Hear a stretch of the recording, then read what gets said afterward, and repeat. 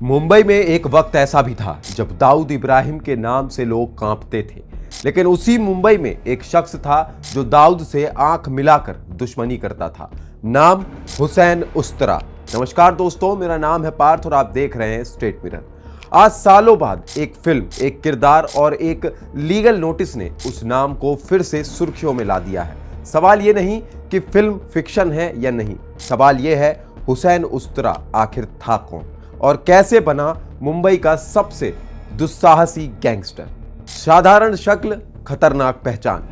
हुसैन उस्तरा दिखने में बेहद आम, कुर्ता पैजामा, दुबला शरीर, चेहरे पर हल्की मुस्कान। ऐसा इंसान जिसे देखकर कोई नहीं कह सकता था कि आदमी मुंबई अंडरवर्ल्ड का खौफ है। लेकिन यही हुसैन उस दौर में 3-4 मोबाइल फोन रखता था जब एक कॉल करना भी लग्जरी माना जाता था। एक फोन काम के लिए, एक परिवार के लिए और बाकी उसकी रंगीन जिंदगी के लिए। नाम के पीछे छुपा खून। हुसैन का असली नाम था हुसैन शेख, लेकिन उस्तरा नाम यूं ही नहीं जुड़ा। महज 16 साल की उम्र में गलत संगत, गुस्सा और एक झगड़ा। हुसैन ने अपने पास रखा उस्तरा निकाला और एक ही बार में सामने वाले को कंधे से नीचे तक चीर दिया। जब घायल अस्पताल पहुंचा तो डॉक्टर भी सन्न रह गए। कहा गया, इतना सटीक कट तो सिर्फ सर्जन लगा सकता है। बस यहीं से जन्म हुआ हुसैन उस्तरा का और डर का एक नया नाम बन गया। गैंग, रुतबा और दुस्साहस। धीरे धीरे हुसैन ने अपना गैंग खड़ा कर लिया, लेकिन उसे भीड़ का हिस्सा बनना मंजूर नहीं था। वो अलग दिखना चाहता था, अलग जीना चाहता था और सबसे ऊपर दाऊद के खिलाफ खड़ा होना चाहता था। उस दौर में दाऊद इब्राहिम का नाम ही काफी था। फिल्म, व्यापार, जमीन, बंदरगाह, सब कुछ अंडरवर्ल्ड के इशारे पर चलता था। लेकिन हुसैन उस्तरा सीधे दाऊद से टकरा गया।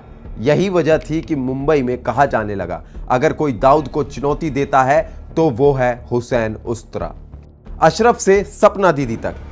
इस कहानी में एक और नाम जुड़ता है, अशरफ खान, एक आम महिला जिसकी जिंदगी उस दिन उजड़ गई जब एयरपोर्ट पर उसके पति की गोली मारकर हत्या कर दी गई। बाद में पता चला उसका पति दाऊद के लिए काम करता था और उसी दाऊद ने उसकी मुखबिरी करवाई थी। यही से अशरफ ने बदले की कसम खाई और उसकी मुलाकात हुई हुसैन उस्तरा से। हुसैन ने ना सिर्फ उसका साथ दिया बल्कि उसे हथियार चलाना सिखाया, मार्शल आर्ट सिखाई और अंडरवर्ल्ड की भाषा समझाई। अशरफ ने अपनी पहचान बदल ली और बन गई सपना दीदी। दाऊद के साम्राज्य के खिलाफ एक खुली जंग शुरू हो गई। सबसे बड़ी कमजोरी। लेकिन हर गैंगस्टर की तरह हुसैन की भी एक कमजोरी थी, महिलाएं। उसका नियम था, प्रेमिका से मिलने जाएगा तो बॉडीगार्ड नहीं ले जाएगा। यही बात छोटा शकील तक पहुंच गई और रचा गया एक खतरनाक हनी ट्रैप। खौफनाक अंत। नागपाड़ा, एक घर, एक मुलाकात।